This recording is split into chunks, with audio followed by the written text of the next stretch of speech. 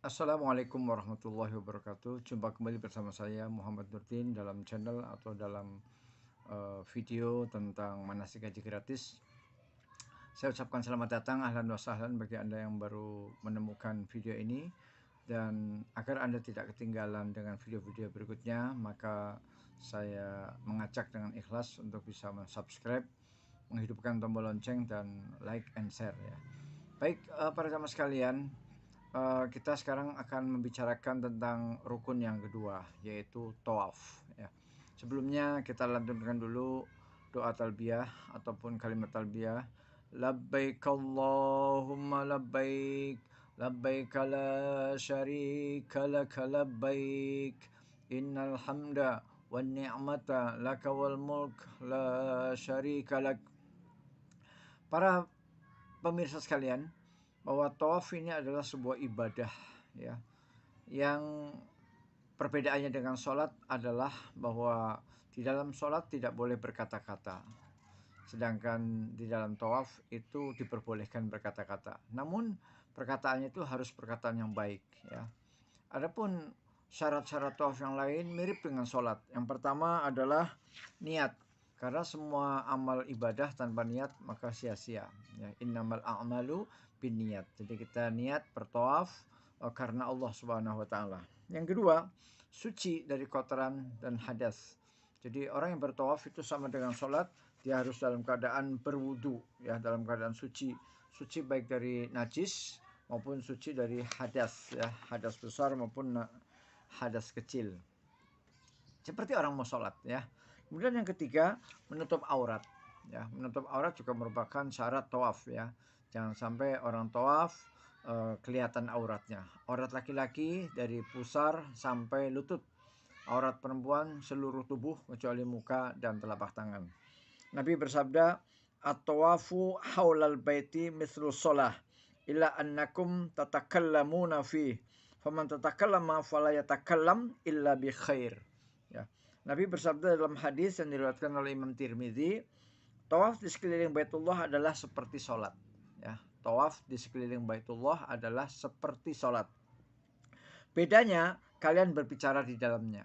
Ya, itu beda antara sholat dengan tawaf. Kalau sholat tidak boleh berbicara. Kalau tawaf boleh, tetapi meskipun boleh, kata Nabi, faman tatakallama fala yatakallam illa bi khair. Hendaklah ia tidak berbicara kecuali mengenai kebaikan. Jadi kalau terpaksa berbicara itu boleh, tetapi tentang kebaikan ya.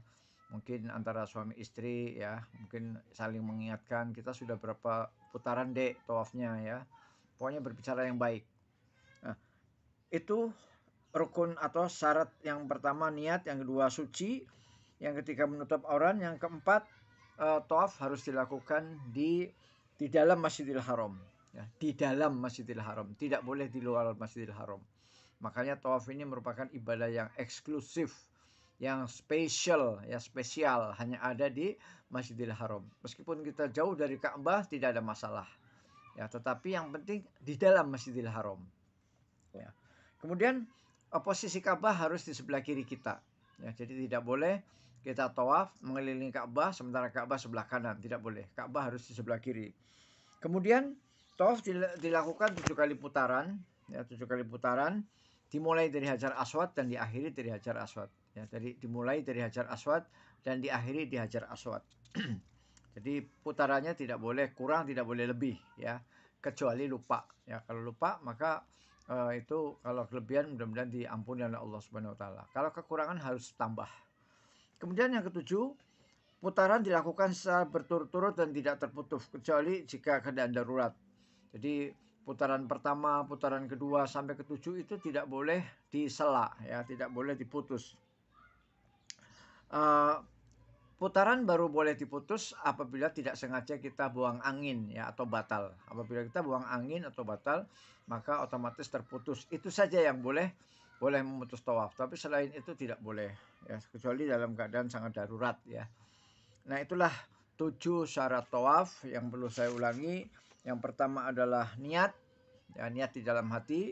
Yang kedua adalah suci dari najis, dari kotoran, dari hadas besar, hadas kecil.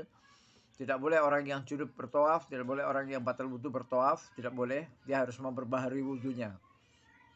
Kemudian menutup aurat, ya, tidak boleh kelihatan auratnya, baik aurat laki-laki maupun perempuan. Kemudian tawaf itu harus dilakukan di dalam Baitullah, di dalam Masjidil Haram, tidak boleh di luar Masjidil Haram. Kemudian Ka'bah harus di sebelah kiri. Kemudian tawaf dilakukan sebanyak 7 kali putaran. Kemudian berturut-turut. Itulah syarat dilakukannya tawaf. Demikian yang bisa saya sampaikan. Insya Allah untuk selanjutnya kita bahas di lain kesempatan. Assalamualaikum warahmatullahi wabarakatuh.